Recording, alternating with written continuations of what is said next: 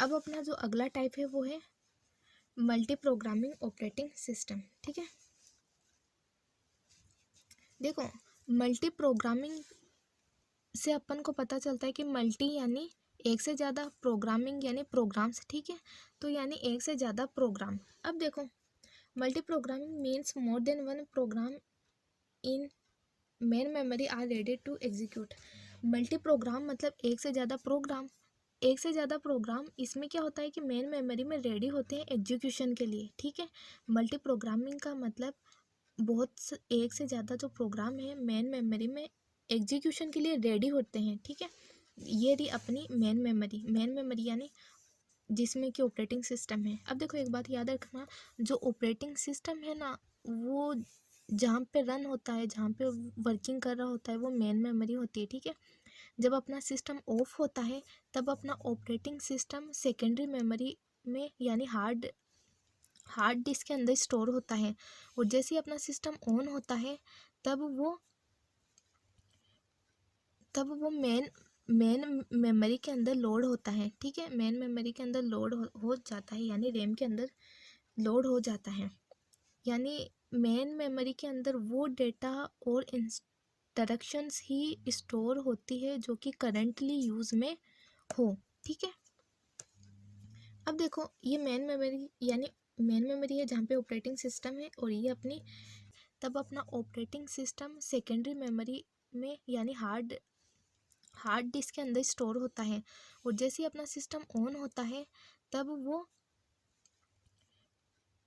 वो main memory के अंदर लोड होता है। ठीक है, मेन मेमोरी के अंदर लोड हो जाता है, यानी रैम के अंदर लोड हो जाता है।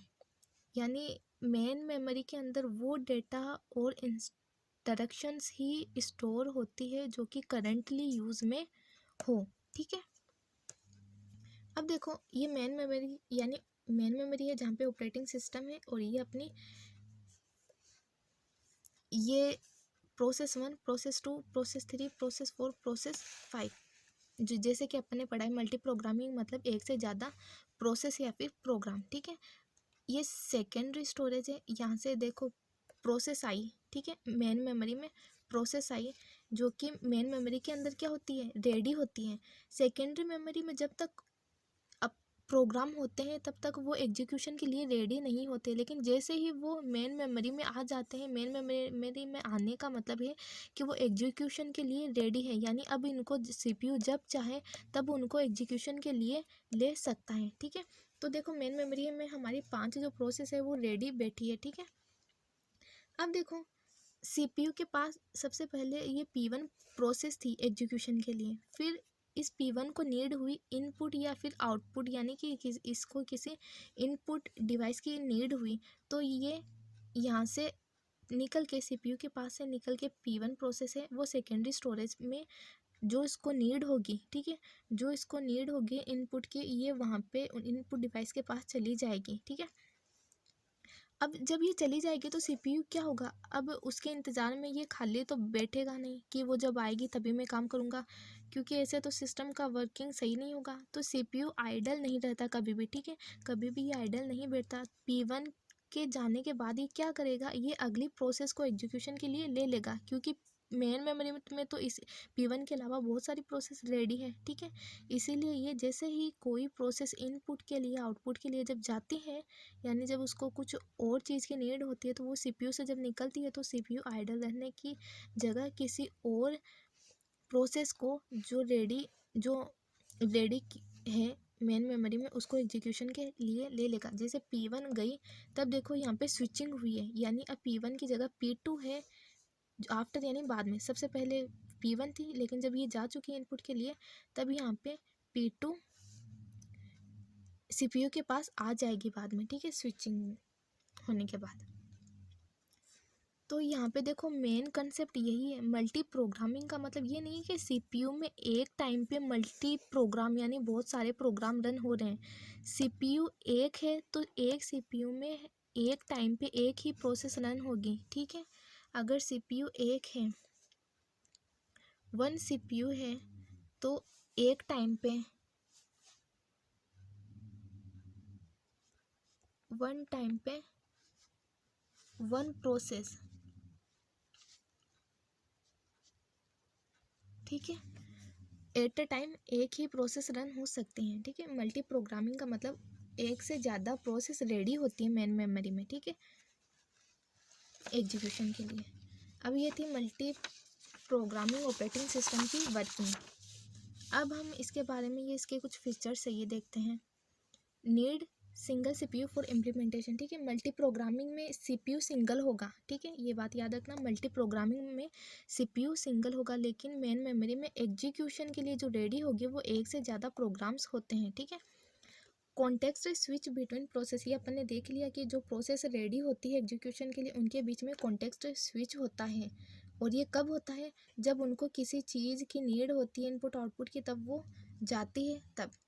तो स्विचिंग कब हैपन होती है? When current process undergoes waiting state, यानी जब ये वेटिंग स्टेट में जाती है, जब इनको किसी चीज़ की नीड होती है, ठीक है, तब सीपीयू के पास अगली प्रोसेस आ जाती है। अब देखो, CPU idle time is reduced. Multi programming में क्या होता है कि सीपीयू का आइडल टाइम रिड्यूस हो जाता है, क्योंकि अब सीपीयू अब आइडल रह नहीं सकता, क्योंकि अब वो खाली नहीं बैठ सकता, क्योंकि एग्जीक्यूशन के लिए रेडी बहुत सारी प्रोसेस मेन मेमोरी में प्रेजेंट होती हैं। तो इसकी वजह से क्या होता है कि रिसोर्स का यूटिलाइजेशन हाई होता है। रिसोर्स यानी सीपीयू जो है उसका यूटिलाइजेशन अच्छा होगा, क्योंकि वो खाली बैठेगा नहीं तो काम अच्छा होगा।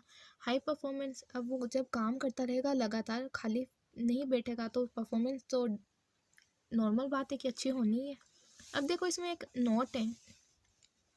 नोट क्या है कि मल्टी प्रोग्रामिंग का मतलब ये नहीं है कि मल्टी प्रोसेस एग्जीक्यूट हो रही है एक टाइम के ऊपर, ठीक है।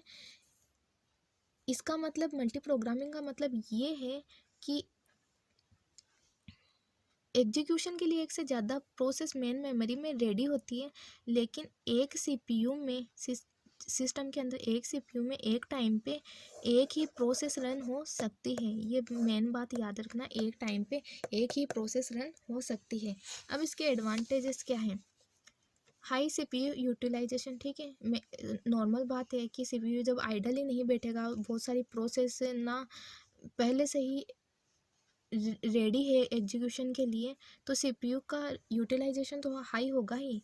लेस वेटिंग टाइम, ठीक है, लेस होगा, less waiting time and response time may be extended to multiple users. अभी मल्टीपल यूजर्स के लिए एक्सटेंड हो सकता है। इसका मतलब क्या है? देखो, जैसे कि गूगल का सर्वर है, ठीक है, जो जो सर्वर है, ऐसा नहीं है कि सर्वर पे अगर एक यूज़र ने कोई रिक्वेस्ट भेजी, एक ही यूज़र कुछ कुछ सर्च कर रहा है, तो वो सर्वर सिर्फ उसी को आउटपुट देगा, ऐसा नहीं है। क्योंकि गूगल का एक सर्वर है, तो इतने सारे लोग उसका यूज़ करते हैं, तो वो सर्वर सभी को देख रहा होता है। ऐसा नहीं कि वो एक को लेके बैठेगा, जब एक पूरा फ्री हो जाएगा तब वो दूसरे इंसान को देखेगा, ठीक है, ऐसा नहीं होता। यानी यहाँ पे मल्टी प्रोग्रामिंग ही काम करती है कि सर्वर एक है, लेकिन वो एक टाइम पे बहुत सारी प्रोसेस को हैंडल करता है। यानी कि जब एक प्रोसेस को किसी चीज़ की नीड होती है, तो वो वेटिंग स्टेट में जाती है, तो वो दूसरी रेडी प्रोसेस को ले लेता है एग्जीक्यूशन के लिए। जैसे कि आज के टाइम पे हम हमारे जो कंप्यूटर में एक से ज़्यादा एप्लीकेशंस रन करते हैं, तो वो एक साथ रन क्यों हो रही है? अपना सीपीयू एक ही है, अपना एक कंप्यूटर अपन लेके बैठते हैं, अपना लैपटॉप एक है, ठीक है, उसके अंदर सीपीयू एक ही है, लेकिन अपन उसमें ब्राउजिंग भी कर रहे हैं, अपन उसमें एमएस वर्ड पे भी काम कर रहे हैं, ठीक है, अपन ने कोई म्यूज़िक प्लेयर भी ऑन कर रखा है।